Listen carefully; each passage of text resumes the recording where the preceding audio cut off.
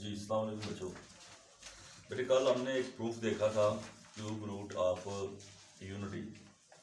उसके मीनिंग ये थे कि आपने 3 क्यूब रूट फाइंड किए थे। ये आप देखें जरा, उसमें आपने कल 3 क्यूब रूट फाइंड किए थे। एक उसमें मेगा था, 1 मेगा और मेगा स्क्वायर।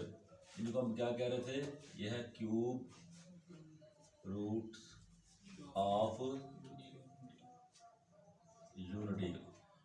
जबकि आपको पता है कि डब्ल्यू की ओमेगा की वैल्यू क्या है? -1 प्लस आयोटा स्क्वायर रूट 3/2 और ओमेगा स्क्वायर की वैल्यू क्या है? -1 माइनस आयोटा √3/2। ये ओमेगा स्क्वायर की वैल्यू आप माइनस से याद रखते हैं और ओमेगा की वैल्यू आप प्लस से याद रखते हैं। सही है। ये basically 3 cube root of unity कल हमने मालूम किए थे, 1 ओमेगा और मेगा स्क्वायर, जबकि ओमेगा और मेगा स्क्वायर की वैल्यू ये वाली है। अच्छा जी, अब ना जी ये मैं बच्चे आपको एक गुजारिश करूँ कि जो इसके प्रूफ है ना, ये जो एक तो ये बोर्ड के हवाले से भी यहाँ में, दूसरी बात यह है कि ये 2.2 करने के लिए आपको कम से कम इसकी बुनियाद बन जाती है कि ये आए कैसे हैं। दो आज इसे मुकम्मल करते हैं, आज कुछ सवाल भी करेंगे, ठीक है जी। और जो उसका दूसरा इंपॉर्टेंट प्रूफ है ये हमने कल देखे थे, ये आप यूज़ करेंगे आज इनको। दूसरा जो इसका रिजल्ट इंपॉर्टेंट है वो यह है कि proof that the product of 3 cube root of unity is 1। ये मोस्ट इंपॉर्टेंट है, देखें। Proof that the product of cube root of unity is 1। अच्छा ये ना इसकी पहले आप स्टेटमेंट प्रूफ करें, इसको आप देखें कैसे। आप जरा चुप रहिएगा, जहाँ से आपको दिक्कत हुई फिर हाथ खड़ा कर लीजिएगा, ठीक है ना। और आप बोलते हैं ज़्यादा वीडियो मिक्स हो जाती है, दूसरों को भी आसानी हो जाएगी। जरूर सबसे पहले तो आप देखेंगे प्रोडक्ट मतलब क्या आता है? मल्टीप्लाई। प्रोडक्ट मीन इस प्रोडक्ट का मतलब मल्टीप्लाई है, और क्यूब का मतलब क्या है? 3। रूट मीन 3, उसका आंसर होना चाहिए। Of unity is 1। इस स्टेटमेंट का मतलब पहले देखते हैं कि जो क्यूब रूट ऑफ यूनिटी आपने कल 3 मालूम किए हैं, यानी जो मैंने ऊपर लिखे हैं, एक 1 है, ये वाला 1 ओमेगा और ओमेगा स्क्वायर। कह रहा है कि इन तीनों रूट्स को आप मल्टीप्लाई करें तो उनका आंसर क्या होना चाहिए? 1 होना चाहिए। Is mean equal to 1। इसका लफ्ज दरअसल ये स्टेटमेंट में इक्वल को शो करेगा। सो 3 जो रूट हमने फाइंड किए हैं वो कौन से हैं? ये सॉल्यूशन देखें। एज ये 1 एक रूट आ गया, दूसरा रूट कौन सा है? ओमेगा, तीसरा omega square. Is mean equal किसके आना चाहिए? 1 के। अब हम यानी प्रूफ दैट प्रोडक्ट ब्रैकेट में मल्टीप्लाई ना, तो प्रोडक्ट को मल्टीप्लाई कहते हैं, यानी 1 को ओमेगा को और ओमेगा स्क्वायर को आप मल्टीप्लाई करें तो उनका आंसर क्या आना चाहिए? 1। अब हम इनकी वैल्यू लगाते हैं।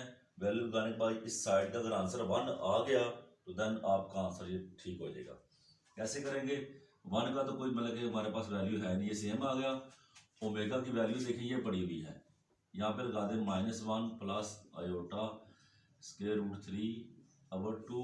इस तरफ इसके लगाए ओमेगा स्क्वायर की ये वैल्यू पड़ी हुई है, -1 माइनस आयोटा स्क्वायर रूट 3/2। इसका आंसर आपके पास 1 आना चाहिए। अब ज़ाहिर है 1 को इसके साथ मल्टीप्लाई करेंगे तो रकम दोबारा वही आ जानी है, यानी 1 मल्टीप्लाई होने के बाद रकम हमें वही दे गया। यहाँ आप बड़ी तवज्जो देंगे फिर ये आपको प्रूफ समझ आना है। ये देखें ना, इसमें पहले को ए बना लें, पहला ए, दूसरा क्या बन जाएगा? बी। ये ज़रा आप फार्मूला चेक करें, A plus B, A minus B is equal to A square minus B square. पहला देखें, ए दोनों में क्या है? सेम। बी भी दोनों में क्या है? सेम। पहली रकम दोनों में क्या है? एक जैसी है, दूसरी भी एक जैसी है। तो पहली कितनी बार है? -1 कितनी बार है? 2 बार। तो प्लस माइनस क्या हो गया? माइनस ये प्लस और ये माइनस की बात कर रहा हूं मैं। -1 2 बार था तो हमने 2 बार लिख लिया। Iota square root 3, iota square root 3 ये भी कितनी बार है? 2 बार है। इसको भी मैंने 2 बार लिख लिया, और प्लस और माइनस माइनस हो गए। नीचे 2 2s are 4। दूसरे लफ्जों में ये a प्लस बी है, a माइनस बी है, ये पहला a का स्क्वायर दूसरा b का स्क्वायर बन गया। ठीक है, ये फार्मूला मैंने यूज किया है।